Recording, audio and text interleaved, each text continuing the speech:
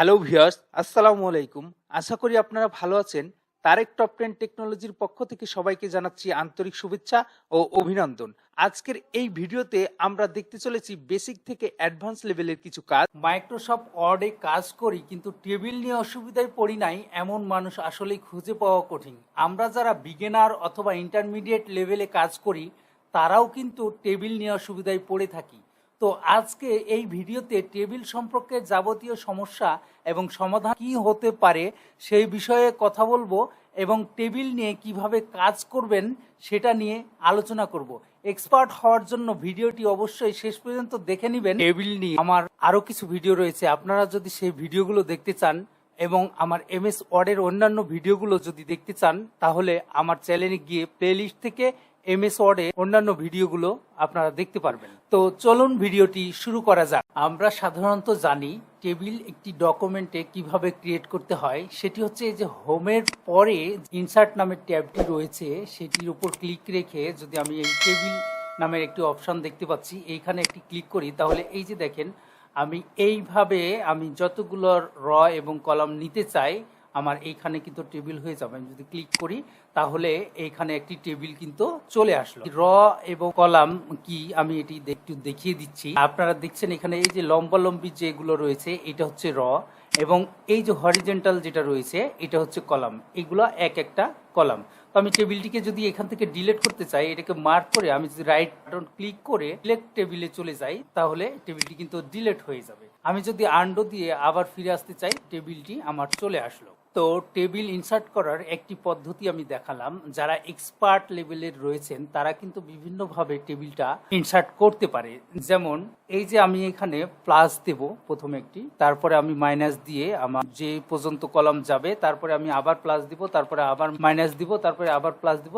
আমার এই কলামটা যদি ছোট নিতে হয় তাহলে আমি আবার প্লাস দিব, তারপরে আমি যদি একটা ইন্টার দেই তাহলে আমার এই যে দেখেন একটি টেবিল কিন্তু তৈরি হয়ে গেল। এখানে আমি এটাকে ধরে যদি একটু বাড়িয়ে দিই বা এটাকে ধরে এখানে নিয়ে চলে আসি তাহলে আমার তো একটি টেবিল কিন্তু হয়ে গেল। তো এখান থেকে আবার আমি যদি এই ভিতর থেকে ট্যাব ইউজ করি তাহলে কিন্তু আমার রগুলো কিন্তু আবার বাড়তেছে। এইভাবে আমরা টেবিল নিয়ে আসতে পারি। আরও অনেকভাবে আমরা টেবিল ক্রিয়েট করতে পারি। যেমন আমি যদি এটির একটি হেডার দিই তাহলে দেখেন আমি এখানে একটি হেডার লিখে দিচ্ছি। হেডার লেখার পর আমি এখানে serial number, name, area, ID এই চারটি হেডার দিলাম। এইখানে সিরিয়াল নাম্বারটা আমি মার্ক করে আমি যদি হোম ট্যাব থেকে এখানে সিরিয়াল নাম্বার রয়েছে তাহলে আমার 1 2 3 4 5 কিন্তু বসে গেল। তো আমরা আবার এইখান থেকে করে নিতে পারি। যেমন 2 এবং 3-এর মিডিলে যদি আমি একটি টেবিল চাই তাহলে এখানে আমি কার্সারটা রেখে যদি একটি ইন্টার চাপ দেই তাহলে দেখেন আমার কিন্তু এইখানে আগে ছিল 5টি, এখন হয়ে গেল 6টি। অটো কিন্তু সিরিয়াল নাম্বার নিয়ে নিয়েছে। তো আপনাদের সুবিধা হচ্ছে সেক্ষেত্রে আমি যদি ম্যানুয়ালি এইটা দেই তখন আমি এইটা আবার নান করে দিই। আগে নান করে দিয়ে আমি যদি ম্যানুয়ালি 1 5 6 আমি যদি এইভাবে দেই তাহলে দেখেন আমি এই যে 3 এবং 4 এর মিডিলে একটি রো নিতে চাচ্ছি। তাহলে কিভাবে নিব? আমি যদি এখানে ইন্টার চাপ দেই তাহলে দেখেন আমার এখানে কিন্তু একটি চলে এসেছে। তো 3 এবং 4-এর নিচে এখানে একটি চলে এসেছে। এইখানে দেখেন এরিয়া রয়েছে, আইডি রয়েছে, এখানে নেম রয়েছে, এখানে সিরিয়াল নাম্বার রয়েছে। তো আমরা যদি এরিয়া ঢাকা এবং আইডি নাম্বার দিয়ে দেই, দেখেন আমি দিয়ে দিচ্ছি, তাহলে আমি ঢাকা এবং 2023 দিয়ে দিলাম। তো অনেক সময় হয় কি আমাদের আইডিটা সামনে নিয়ে আসতে হয় এবং এরিয়াটা আমি এই পাশে নিয়ে যেতে চাচ্ছি। তাহলে এটা আমরা কিভাবে করব? আমরা এই যে এরিয়াটাকে আমরা ফুললি সিলেক্ট করে নেব। সিলেক্ট করে আমরা এই যে এইটাকে ধরে আমরা এই পাশে দিলে আমার এইটা এই পাশে চলে যাবে, এটা এই পাশে চলে যাবে। দেখেন আইডিটা আমার এই পাশে চলে আসছে আর এরিয়াটা আমার এই পাশে চলে আসছে। তো এটা আমরা কলামের ক্ষেত্রে করলাম। তাহলে আমরা যদি আবার র এর ক্ষেত্রে করতে চাই তাহলে সেক্ষেত্রে কিভাবে করব? আমি এখানে খুলনা এবং 2024 নিয়ে নিচ্ছি। খুলনা এবং 2024 আমি এখানে লিখে দিলাম। তো আমি এই খুলনাটা আমার 1 নম্বরে যাবে এবং এই যে ঢাকাটা আমার 2 নম্বরে চলে আসবে। কি করতে হবে? আমি এইটার উপর ক্লিক রেখে আমরা যদি অল্টার শিফট আমরা একসাথে ধরবো, অল্টার শিফট এবং আপ অ্যারো, তাহলে দেখেন আমার উপরে কিন্তু ঢাকা চলে আসছে। এবং আবার যদি আমরা অল্টার শিফট ডাউন অ্যারো দেই তাহলে কিন্তু আমার এখানে চলে আসছে। আমি যদি 3 নম্বরে নিতে চাই তাহলে অল্টার শিফট একসাথে ধরে আমি আপ অ্যারো দিলে আমার এখানে কিন্তু চলে আসবে। আবার যদি এই 3 নাম্বার 2024টা নিতে চাই তাহলে আমি এখানে একটা ক্লিক রেখে যদি অল্টার শিফট ডাউন অ্যারো দিই তাহলে দেখেন আমার এখানে কিন্তু চলে আসছে। এখন আপনার প্রয়োজন হচ্ছে যে এই দুইটা রয়েছে 2023 এবং খুলনা, এই দুইটা মিলে একটা কোনো কমেন্টস আপনি লিখবেন, তাহলে এই পাশে আপনার একটা কলাম নিয়ে আসতে হবে। তাহলে আমি এখানে ক্লিক রেখে যদি রাইট ক্লিক করি, রাইট ক্লিক করে ইনসার্টে যাই, এই যে এখানে লেখা রয়েছে insert column to the right, এখানে ক্লিক করলে ডান পাশে একটি কলাম কিন্তু চলে আসলো। আমি এখানে কমেন্টস কথাটা যদি লিখে দিই তাহলে দেখেন কমেন্টস চলে আসলো। এখন এই দুটো মিলে আমি রাখতে চাচ্ছি, তাহলে কি করব, আমি এই দুটাকে মার্জ করে দেব। তাহলে আমি রাইট ক্লিক করে যে মার্জ সেল লেখা রয়েছে এইখানে আমি ক্লিক করলে এই দুটা কিন্তু মার্জ হয়ে যাবে। এখন যেহেতু আমার এই দুটা মার্জ হয়ে গেছে, তো সেই ক্ষেত্রে আমি যদি আবার আনতে চাই তাহলে আমি কি করব, এই যে ইনসার্টে ক্লিক করে আর টেবিলের উপরে ক্লিক করে ড্র টেবিল নামের একটি অপশন রয়েছে, এখানে একটা ক্লিক করে পেন্সিলের মতো একটি আইকন চলে এসেছে, এখান থেকে যদি আমি টান দিই তাহলে কিন্তু আবার রগুলা কিন্তু চলে আসলো। এখন বাইরে ক্লিক করতে পারি অথবা এর উপর ক্লিক করলে আমার পেন্সিলের মতো আইকনটা চলে যাবে। এখন যদি আমি এই যে এইখানে আমার এই দাগটা রয়েছে, আমি যদি এই দুইটাকে ইরেজ করতে চাই তাহলে আমি এই যে ইরেজের উপর ক্লিক করে যদি আমি এখানে একটা ক্লিক করি, দেখেন আমার এই যে 2023 খুলনা এটা চলে আসলো। আবার যদি আমরা এইখানে ঢাকা এবং 2024 এই দুটা দাগটা মুছে দিতে চাই তাহলে ইরেজের উপর ক্লিক করে আমরা যদি এখানে একটা ক্লিক করি তাহলে দেখবেন আমাদের এটা চলে গেছে। দেখেন আমার এইটা চলে গেছে।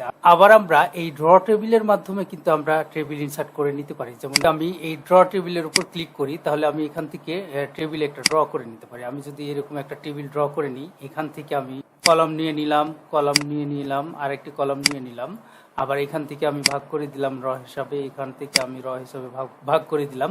এইভাবেই কিন্তু আমরা একটি টেবিল কিন্তু নিয়ে নিতে পারি। তো আপনি এখানে লিখতে পারবেন না, এই যে এখানে দেখেন ড্র টেবিল, এটার উপর আবার ক্লিক করলে তারপরে আপনি এখানে কোনো কিছু লিখতে পারবেন। তো আমি আবার আন্ডু দিয়ে ব্যাকে চলে আসলাম। এখন আমরা এই টেবিলের পরে যদি আবার আরো কিছু সংখ্যক রো নিতে চাই তাহলে আমরা এখান থেকে ট্যাব বাটন প্রেস করে রো নিতে পারবো, আবার এন্টার দিয়েও রো নিতে পারবো। আবার এইখানে যে প্লাস বাটন রয়েছে, আমি এখানে যদি ক্লিক করি দেখেন আমার একটা একটা করে কিন্তু রো নিচে হয়ে যাচ্ছে। এইভাবেও আমরা কিন্তু একটি একটি করে রো বাড়িয়ে নিতে পারি। এখন আমরা যদি এই টেবিলটা রয়েছে এই টেবিলটাকে দুই ভাগে ভাগ করে দিতে চাচ্ছি বা আমরা স্প্লিট টেবিল করতে চাচ্ছি, তো এই যে আমাদের 2 নাম্বার রয়েছে খুলনা 2024, আমি যদি এর নিচ থেকে টেবিলটাকে ভাগ করে দিতে চাই তাহলে আমি এখানে টেবিলটাকে মার্ক করে নেব যে পর্যন্ত আমি ভাগ করতে চাচ্ছি। তারপরে কিবোর্ডের অল্টার শিফট ধরে ডাউন অ্যারোতে প্রেস করলে আমার এটা কিন্তু ভাগ হয়ে যাবে। দেখেন আমার এটা কিন্তু ভাগ হয়ে গেছে এবং নিচে চলে আসছে। আবার যদি অ্যাড করতে চাই তাহলে আমি এটাকে মার্ক করে অল্টার শিফট ধরে কিবোর্ডের অ্যারো আপ বাটনটা চাপ দিলে আমার কিন্তু এটা আবার জয়েন্ট হয়ে যাচ্ছে। যদি আবার নিচে নিয়ে আসি তাহলে এইভাবে রাখি, আমার দেখা যাচ্ছে অনেক সময় আমার ভুল হয়ে গেল যে আমার এই 2 নম্বরটা নেওয়ার কথা ছিল, আমি এই 2 নম্বরটা ছাড়াই নিয়ে চলে এসেছি এখানে। তখন সেক্ষেত্রে আমি এটাকে মার্ক করে নেব, মার্ক করে নিয়ে অল্টার শিফট ধরে ডাউন অ্যারোতে চাপ দিয়ে আমি এখান থেকে নিয়ে চলে আসব। এইভাবেও আমরা স্প্লিট টেবিল করে নিতে পারি। এই টেবিলটাকে আমি আবার মিলিয়ে দিচ্ছি, এইখানে আমি মার্ক করে নিলাম, মার্ক করে অল্টার শিফট ধরে আমি আপ অ্যারো বাটন ক্লিক করতেছি, আমার এটা কিন্তু মিলে গেল। তো এইখানে দেখেন আমার এই টেবিলটার মধ্যে সকল রো বা কলামগুলো কিন্তু সমান নেই। আমার এখানে এক একটা রো এক এক রকম আছে, আমার কলামগুলো এক একটা কলাম ছোট বড় রয়েছে। তো আমি যদি এইগুলাকে সমান করতে চাই এখানে মার্ক করব, মার্ক করে আমি রাইট বাটন ক্লিক করব, ক্লিক করে আমি চলে যাব এই যে ডিস্ট্রিবিউট কলাম ইভেন্টলিতে, এখানে দিলে আমার এই যে দেখেন কলামগুলো সবগুলো ইনলাইন হয়ে গেছে, সমান হয়ে গেছে। এই কলামের দূরত্ব এই কলামের দূরত্ব একই হয়ে গেছে। আবার যদি আমি এই যে র গুলাকে সমান করতে চাই তাহলে টেবিলটাকে ফুললি সিলেক্ট করব, সিলেক্ট করে রাইট বাটন ক্লিক করে আমি এই যে চলে যাব ডিস্ট্রিবিউট রো ইভেন্টলি, এইখানে ক্লিক করলে দেখেন আমার র গুলো কিন্তু একই মাপের হয়ে গেছে। এইভাবে আপনারা সমান করে নিতে পারবেন। টেবিলটি ডিলিট করে দিচ্ছি। পুরো পেজ জুড়ে আমি টেবিল নিতে চাই, তো আমি দেখেন এখান থেকে আমার টেবিলের সংখ্যা কিন্তু খুব কম, এইটুকু পর্যন্ত আছে, বাট আমার দরকার হচ্ছে পুরো পেজ জুড়ে অপর পেজেও চলে যাবে এরকম একটি বড় টেবিল দরকার। তখন সেক্ষেত্রে আমি কোথা থেকে টেবিলটা নিব, তখন আমি ইনসার্ট টেবিলে যাব, এখান থেকে 5টা কলাম নিব এবং র নিব হচ্ছে আমি 50টা। তো আমি 50টা র নিলাম, তারপরে যদি আমি এখানে ওকে করে দেই তাহলে দেখেন আমার এখানে কিন্তু সেকেন্ড পেজেও আমার টেবিলটা চলে এসেছে। টেবিল নেওয়ার পর এখান থেকে একটি হেডার দিয়ে দিচ্ছি, এখান থেকে আমি serial number, name, ID, area, comment এই 5টি হেডার দিয়ে দিচ্ছি। আমি এখন নিচে চলে যাই। নিচে চলে গিয়ে আমার এইখানে আমি যদি আরও রো নিতে চাই, তাহলে আমি এখান থেকে আমি যদি সিলেক্ট করে রাইট বাটন ক্লিক করি, রাইট বাটন ক্লিক করে আমি ইনসার্টে চলে যাব।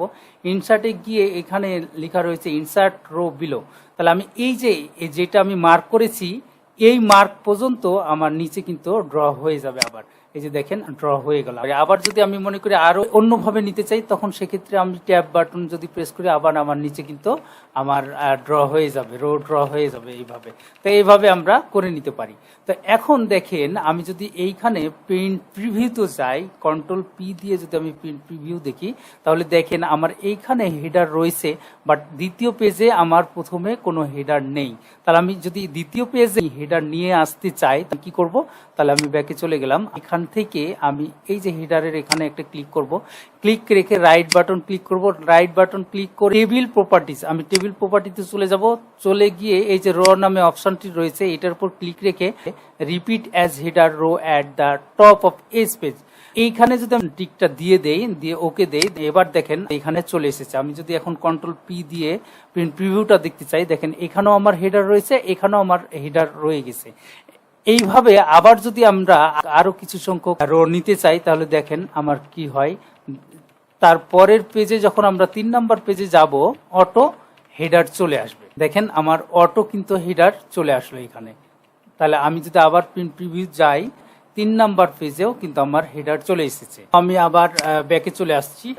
তো আমার এই পর্যন্ত আমি রাখতে চাচ্ছি। তো অনেক ক্ষেত্রে দেখা যাচ্ছে কি হয়, আমি যদি এইটাকে আরো একটু ছোট করে দেই, তাহলে দেখেন আমার লেখাটা কিন্তু সুন্দর দেখাচ্ছে না। আমরা এই নেমটাকে আমরা যদি এই বরাবর দিতে চাই, আমরা কি করব, এখানে একটা ক্লিক করে এক্স ডাইরেকশন নামের একটা অপশন রয়েছে। আমরা যদি প্রথমে এই যে এই টেক্সটটা আছে এইখানে দেই, দিয়ে ওকে দেই, তাহলে দেখেন আমার এরকম হয়ে যাচ্ছে। তো সেক্ষেত্রে কিন্তু আমার অনেক জায়গা ধরবে। এইখানে অনেক সময় অনেক টেবিলের জায়গার প্রয়োজন হয়, তো সেক্ষেত্রে অনেকেই এরকম করে। তো আমরা অনেক সময় ভাবি যে এটা কিভাবে করে।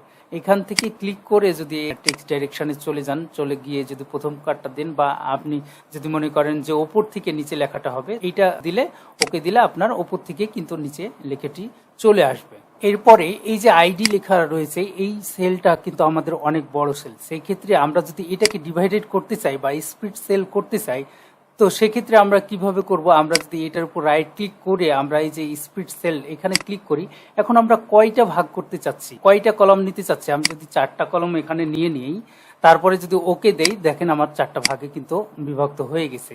তো এই কাজটা আমরা ড্র টেবিলের মাধ্যমেও কিন্তু করে নিতে পারি। তো এরপরে যখন আমি এখানে একটা টেবিল ক্রিয়েট করতেছি, তখন এইখানে দেখেন একটা লেআউট নামের অপশন কিন্তু চলে এসেছে। তো এই লেআউট অপশনটা কি কাজ করবে, যেমন ধরেন আমি এই খুলনা লেখাটা যদি এরকম রাখি, লেখাটাকে আমি কোথায় নিতে চাচ্ছি বা কিভাবে নিতে চাচ্ছি, এই লেআউট অপশনটার মাধ্যমে যদি আমি করতে চাই, তো দেখেন আমি এখানে নিয়ে আমি যদি এইখানে রাখতে চাই, তাহলে এই যে মিডিলের এইখানে দেবো, তাহলে আমি এখানে ক্লিক করলে আমার চলে আসে। আবার যদি আমি মিডিলে নিতে চাই, তাহলে এখানে ক্লিক করলে এইভাবে দিব। এইভাবে আমরা এখান থেকে লেআউট অপশনটার কাজ করে নিতে পারি। তো মোটামুটি আজকে অনেক বিষয় নিয়ে আলোচনা করলাম। যদি এই ভিডিওটি উপকারে আসে এবং ভালো লেগে থাকে, তাহলে লাইক দিবেন, কমেন্টস করতে ভুলবেন না এবং চ্যানেলটি সাবস্ক্রাইব করে পাশেই থাকবেন।